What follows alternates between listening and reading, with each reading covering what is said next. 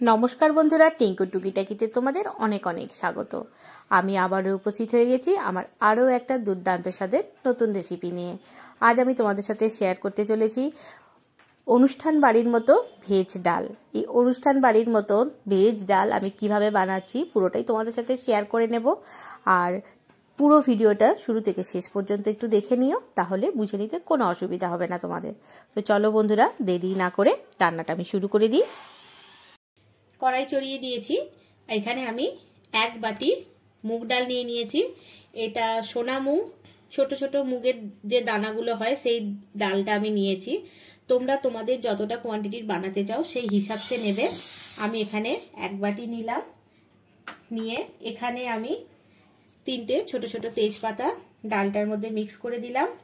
দিয়ে এটাকে এবার গ্যাসের ফ্লেমটা কম করে হালকা আঁচে এটাকে সুন্দর করে ভেজে নেব, যতক্ষণ না মুগ ডালটা থেকে একটা ভিনি ভিনি খুশবু বেরোতে শুরু করে।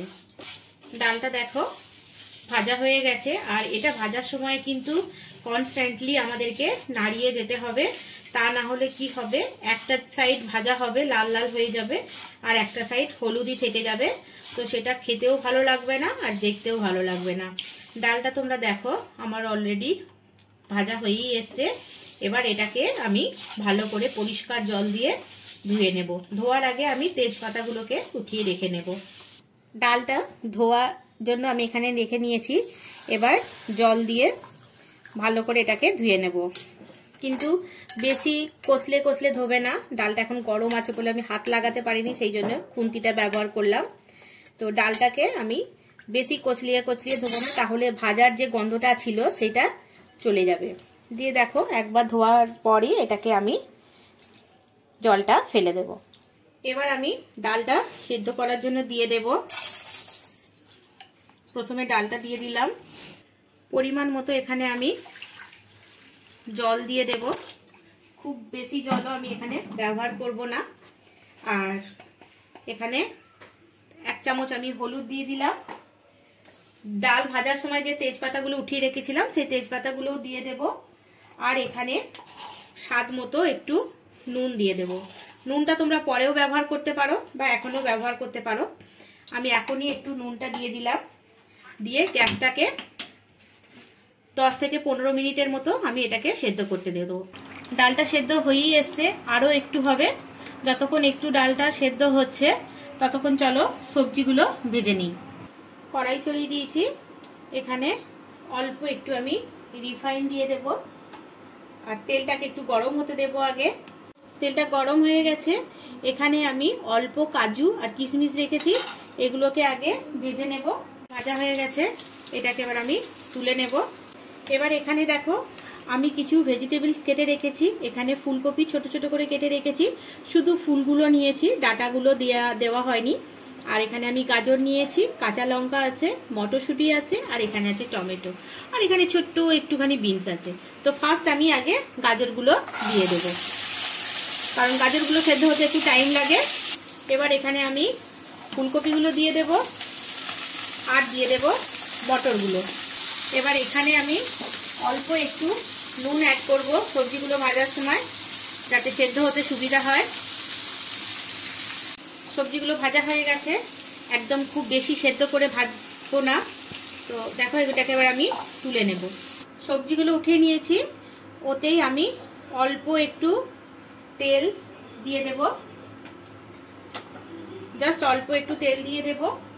আর এখানে দেব আমি এবার একটা দারচিনি আর 2টো এলাচ আমি এখানে ফাটিয়ে দিয়েছি। দিয়ে দেব এখানে 5 ফোড়ন। তোমরা যদি চাও এখানে গোটা জিরে ব্যবহার করতে পারো। আমার মনে হয় মুগের ডালে 5 ফোড়নের গন্ধটা খুব সুন্দর লাগবে। দেখো 5 ফোড়নের থেকে যখন সুন্দর একটা গন্ধ আসতে শুরু করে দিয়েছে, সেই পর্যায়ে আমি এখানে একটু আদা দিয়ে দিলাম। আদাটা আমি কুড়ে দিয়েছি, তোমরা চাইলে বাটাটাও ব্যবহার করতে পারো। আদাটাকে খুব ভালোভাবে আগে ভেজে নেব যতক্ষণ না ওর কাঁচা গন্ধটা যাচ্ছে। এবার এখানে কেটে রেখেছি যে কাঁচা লঙ্কাগুলো, সেগুলোকে দিয়ে দেব। আর টমেটো কুচিটাও আমি এখানে দিয়ে দেব। দিয়ে এটাকে নাড়তে থাকবো যতক্ষণ না টমেটোটা গলে যাচ্ছে। টমেটোগুলো দেখো গলে গেছে।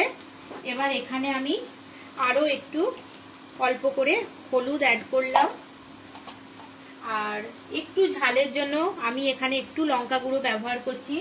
তোমরা এটা চাইলে স্কিপ করতে পারো। আর আমি অল্প একটু জিরা পাউডার এখানে ব্যবহার করলাম। দিয়ে মশলাটা, হলুদটা টমেটোর সাথে একটু ভালো করে ভেজে নেব। সবজিগুলো যেগুলো ভেজে রেখেছিলাম সেগুলো দিয়ে দেব। দিয়ে টমেটোর সাথে সবজিগুলোকে ভালো করে নেড়ে নেব। ডালটা দেখো আমার সেদ্ধ হয়ে গেছে।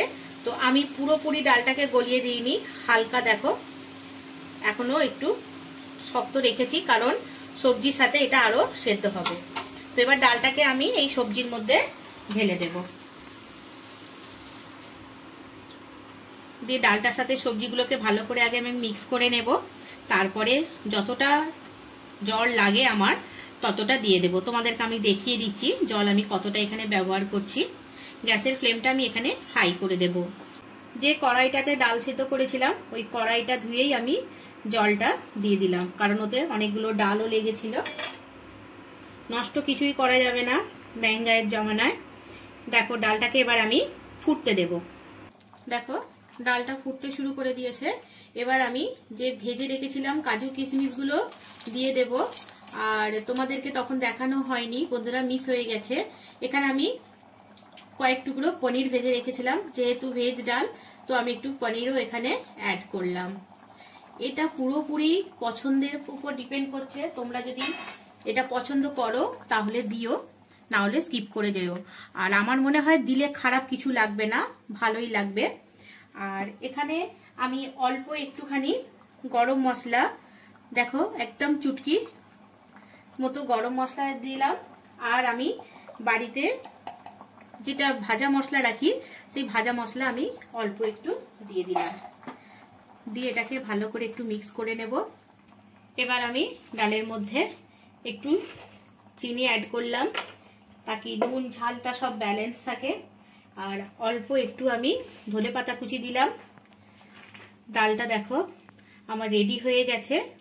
আর তোমরা যদি চাও এর থেকে আরো পাতলা করবে তাহলে পাতলা করতে পারো। তো আমার মনে হয় না বেশি পাতলা করার দরকার আছে, তবে এটা ঠান্ডা হলে আরো একটু জমে যাবে।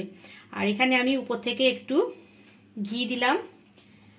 চলো ডালটা এবার আমি সার্ভ করে দেব। আমার ভেজ ডাল মানে ভেজিটেবলের যে মিক্স ডালটা আমার রেডি হয়ে গেছে।